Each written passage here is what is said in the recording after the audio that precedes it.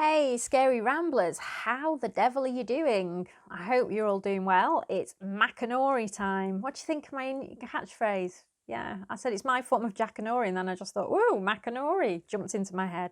I know you're rolling your eyes now, but hey ho, why not? Why not? So, it's me, Marie Ann Cope here, reading to you from Tales from a Scarygirl, Volume 1. Volume 2 will be out later this year, around Halloween time, obviously. But I just thought I'd share with you each of the stories in the first volume so you can just relax and enjoy being read to, like in the old days of Jackanory. Anyway, Macanori time it is, and today's story is called The Last Dance. I stood there waiting for him to leave, but of course he couldn't. He was trapped, and I was the one who trapped him. I had to laugh, though. It was my own stupidity, my own cockiness that had got me into this situation, and now look at me. I was more than a little uneasy. I mean, I'd never been trapped anywhere with him before. There'd always been a way out for both of us. But not now. Not daring to breathe, I edged to the corner and peered around. Nothing. Shit. Where the hell was he? I pulled back into the relative safety of my corner and closed my eyes. Looking for me by any chance? My heart almost stopped at the sound of his voice. Haven't planned this very well, have you, Jakey boy? Us, together. It always ends badly for one of us. I opened my eyes and looked at him. He was getting old now. I could see it in the deep lines on his face. He was right, though. We'd had our tussles over the years, but no one had ever really won. I can't even remember how long ago it was when we'd first met, but suffice it to say, he'd been a lot younger and a lot stronger. So had I. Well, a lot younger at least. They were good times, weren't they? He said, chuckling to himself. I closed my eyes and thought back to the last time I'd seen him. It'd been the usual story. Lucas had slipped his tag and had made it to the nearest village before we had even been aware of his absence. He'd put the tag on another inmate so that the pulse was detected and the alarms hadn't sounded.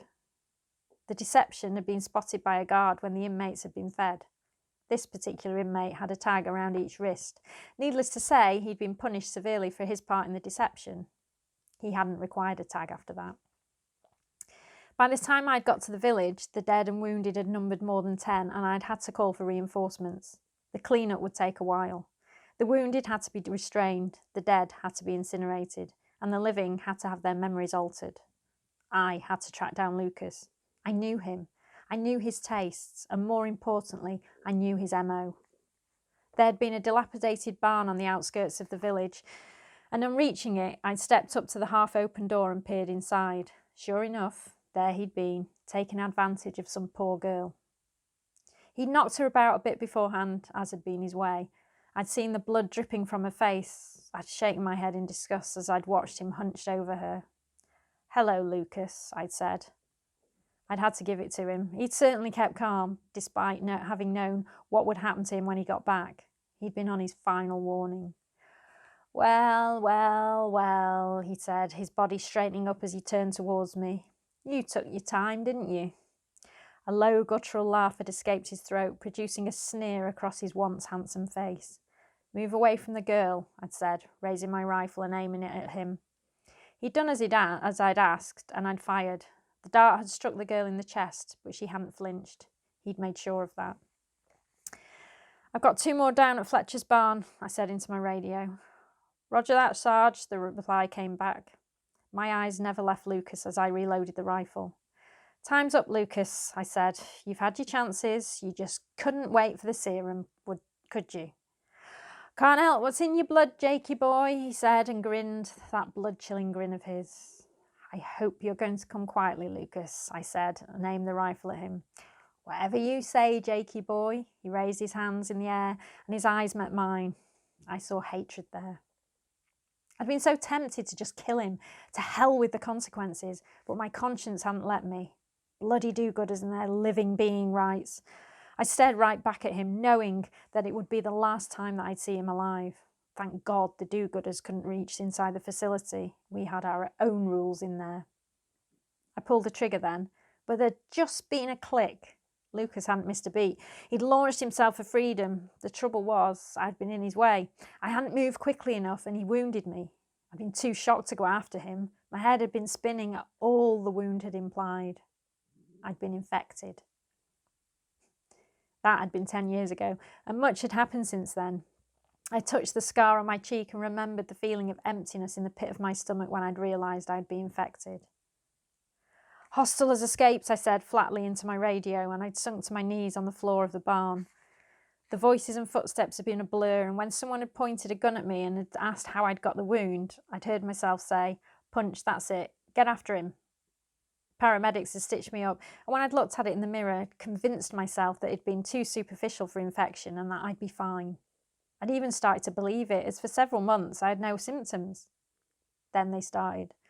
Very slightly. Mood swings, aggression, restlessness. It was only when I'd been able to hear the conversations of people on the other side of the street and smell meat at 800 yards that the reality hit. I panicked. If anyone found out, I'd have been locked up and destroyed like most of the others. I didn't want that. I had a job to do, and I was damned if well going to do it. There was no way I'd become the very thing I spent the best part of my life destroying. That's when I decided that my only option had to be to steal the serum. If I told anyone what had happened to me, that would have been it. I had no choice, did I? I carried on then, as before, and no one had been any the wiser. My unit tracked Lucas's movements over the years, though the path of destruction he'd left in his wake. For some reason, though, we'd never been able to catch him.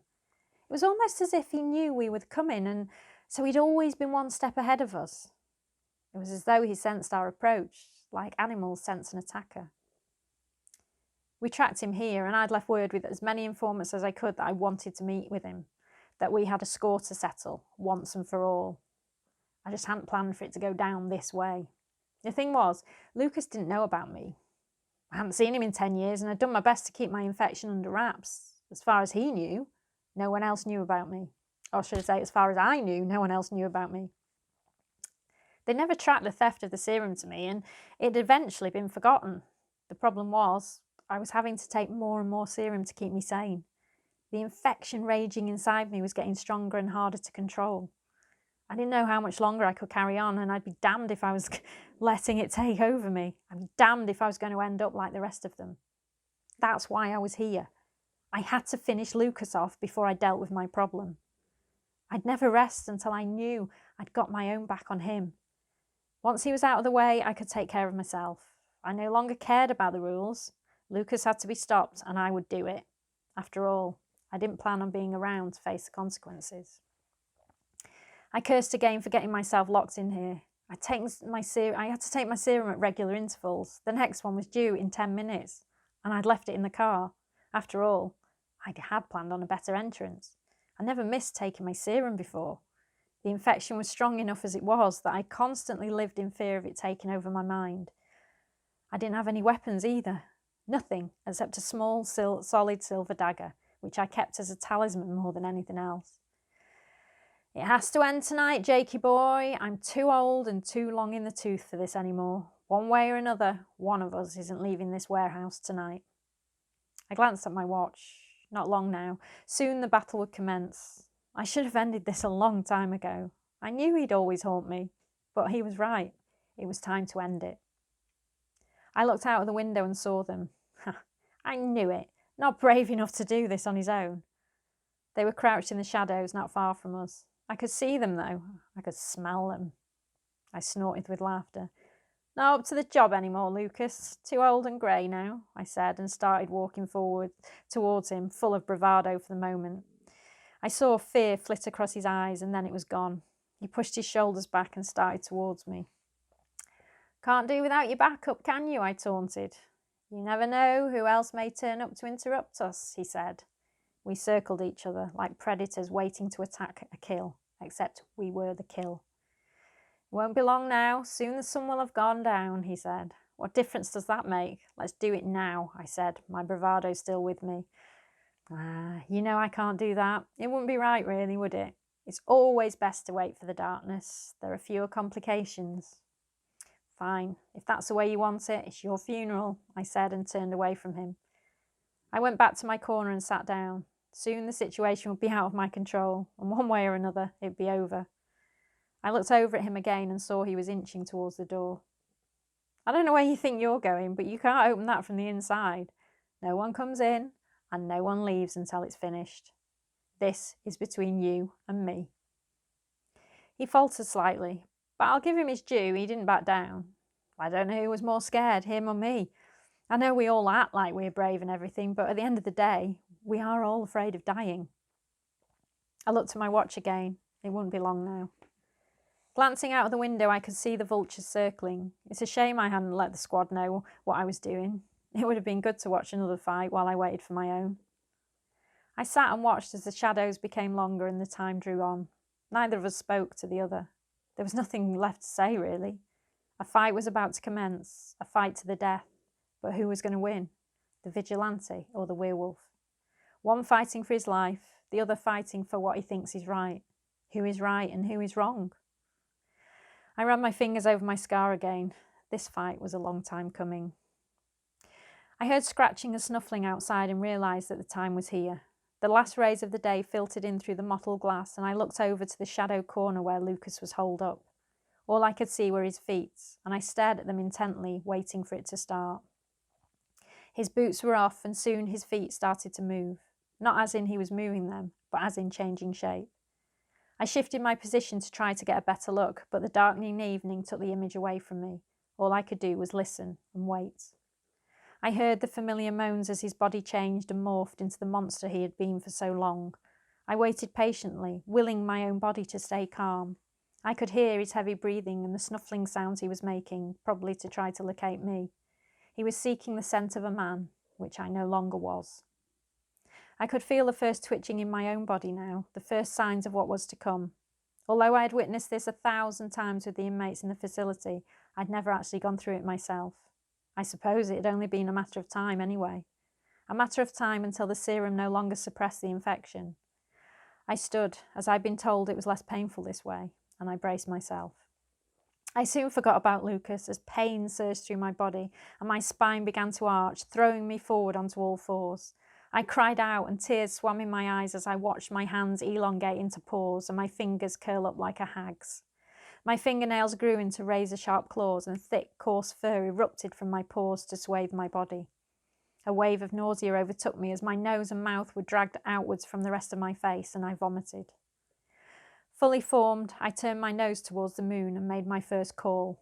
My ears soon became attuned to my surroundings and I could hear Lucas's gravelly breathing on the other side of the room. "Well, old man," I said, my voice hoarse, my throat dry. I padded towards him, my vision clear now. He still sat in the corner, his back to the wall, his pelt now grey instead of the inky black it used to be. "So," he said, standing up and facing me, "you've finally seen the light, have you?" Then he started to laugh, a deep, throaty howl.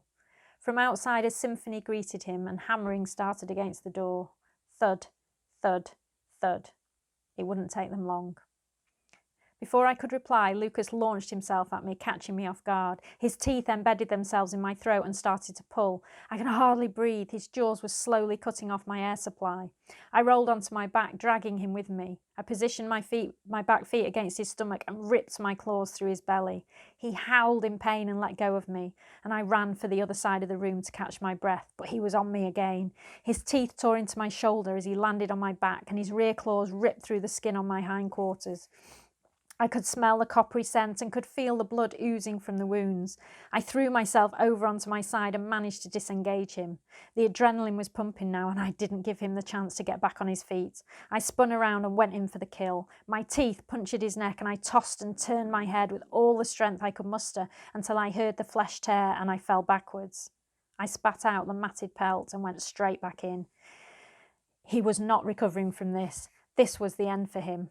I ripped through his belly, his guts emptying onto the concrete floor. I ripped each and every one of his organs apart with my teeth, his breath becoming shallower and shallower until finally there was nothing, but I didn't stop. Every last bit of him was to be destroyed. I tore limbs from their sockets, and as my jaws clenched around his head, the door to the warehouse finally burst open and 10 bodies filled the space. They stared at the scene for a while, and then one of them padded forward. "Leave it, Jake," he said. and I turned to look at him, recognising his red pelt immediately. Doyle. Even more notorious than Lucas in some ways, and a long time on the run. Come on, Jake, we need to leave, he said, and I relaxed. Lucas's head lolled to one side, his lily-white skin punctured by my teeth. His torso lay agape, devoid of its contents. His limbs lay scattered like firewood. I sat and stared, the feeling of euphoria at my conquest making me howl into the night. Come on, your lot will be here soon, Doyle said, and beckoned for me to follow him. I watched as they exited the warehouse, becoming men once more before they hit the night air. I stretched and relaxed, closing my eyes. I felt my body respond, my spine straightening once more. I stood up and followed my clan. I paused at the door and looked back at the bloodbath I had made. I smiled. The power, the control, the strength. What a great feeling. How had I shunned this? How had I not wanted this until now? So I hope you've enjoyed one more of my werewolf stories. I do tend to love the supernatural, although my second collection of Tales from a Scary Girl are far less supernatural, let's put it that way. So I hope you've been listening to them all. If you haven't, you can catch them all on my YouTube channel, so please do check them out. And I will be back to you next time with something the same but different. Intrigued, I hope? I'll see you next time. Take care.